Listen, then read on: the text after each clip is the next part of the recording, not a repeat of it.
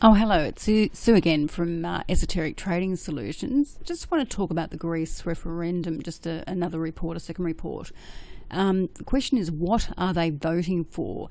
Now, as you know, the Greek referendum will be held this Sunday on the 5th of July. We will get results in Melbourne, Sydney time as well, around 2 a.m. Monday time, our time. The question is, what are the Greeks voting for? And it does get very confusing because the reality is it's not very clear what they're voting for. The Greek people are supposed to decide whether they accept a draft agreement document submitted by the European Commission, the European Central Bank and the International Monetary Fund that held a group meeting on the 25th of June, which consisted of two documents. The first document was the reforms for the completion of the current program and beyond, and the second document was preliminary debt sustainability analysis. Now, the reality is no one actually has any information on what the reforms were for the completion of the current program and beyond. So what is the current program and what was in that and beyond?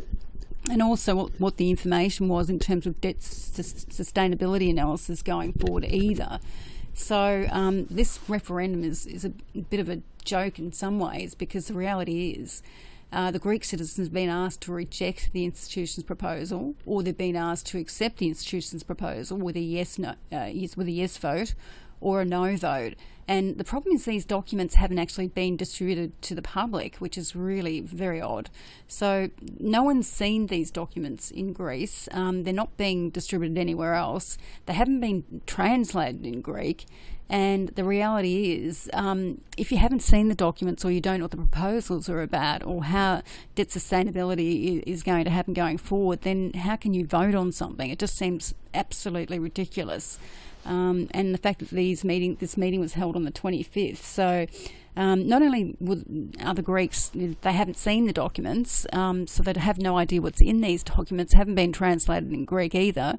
The thing is, a lot of Greeks just won't understand what they're actually voting for anyway. So the market does expect the vote to be yes, but I think what it has come down to is essentially most Greeks are thinking, well, if I vote yes, we'll stay in the euro, which means that if I hold currency in the bank, it'll still be in euro dollars, so it won't actually get devalued, so it'll be worth more, and we'll get the funding from the European Central Bank, and so therefore the pensions will stay intact, and the banks will still receive money. I think a lot of the Greeks are also thinking if they vote no, then there could be more of a run on the banks. They won't get money from the European Central Bank or the World Bank or the International Monetary Fund.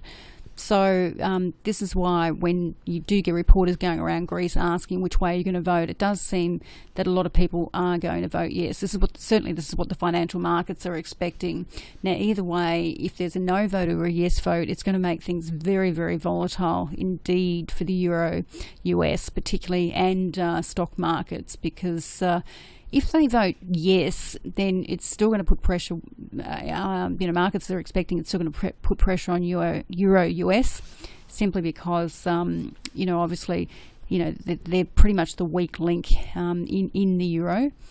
But if they vote no, the euro could potentially go down anyway, because the reality is they'll be getting out of, if with a no vote, it does seem that they'll be getting out of the euro and rejecting the ECB, the European Central Bank, and the IMF's proposals. So, and there could be a push to go to the drachma. So, look, it's going to be very, very interesting indeed. We just have to wait and see what happens. So, look, thanks very much for listening. This is information only, as you know. We don't provide general or any other advice, and pretty much this is for learning. So, thank you very much for listening. Cheers for now.